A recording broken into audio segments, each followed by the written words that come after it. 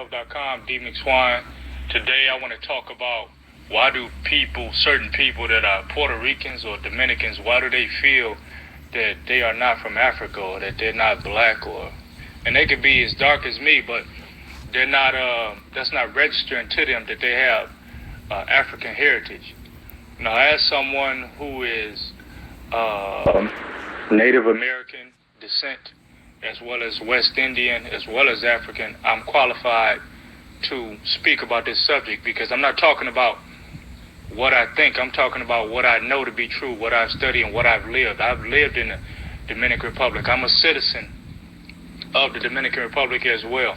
So I kind of, I've always been fascinated when I see interviews of people like Zoe Saldana, that's a Dominican actress.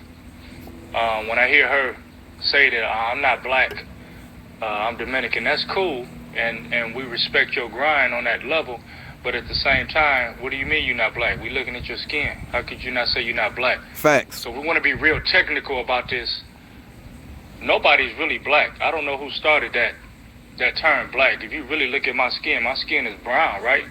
My skin is brown as far as I know. My eyebrows are black, but my skin is not black. But yet and still people call each other black. But really we're brown.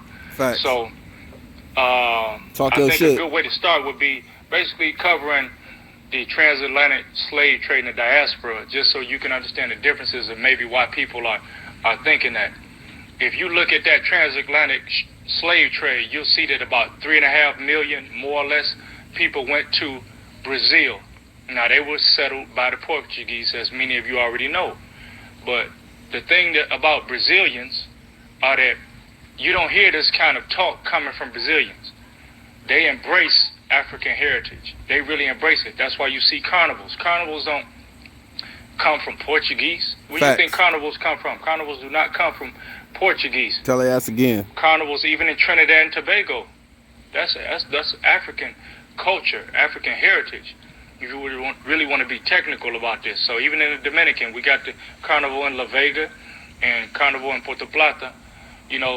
Those carnivals are African. So even people that are sitting up in the Dominican saying, well, we're not from Africa, I don't know what you're talking about. I really don't understand that. So even Colombia, so about 700,000 people went to the island of Colombia, more or less. Not island, the country known as Colombia today. About 800,000 went to the Dominican Republic.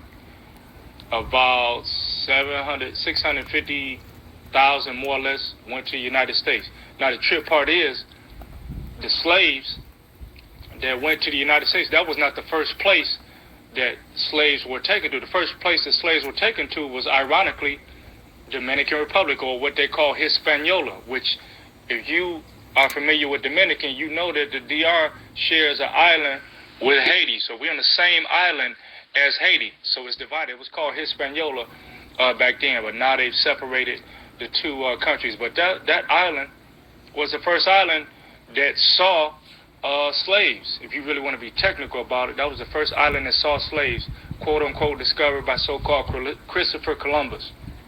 Actually, they say that they got Columbus bones there in Santo Domingo. I've never really paid too much attention to it, but that was the first place discovered. That was the first place used by slaves. Actually, where I live at, where I've lived at in the DR, Puerto Plata, which is, if you convert that from Spanish to English, known as the Silver Gate, was the first place that he discovered in the quote-unquote New World.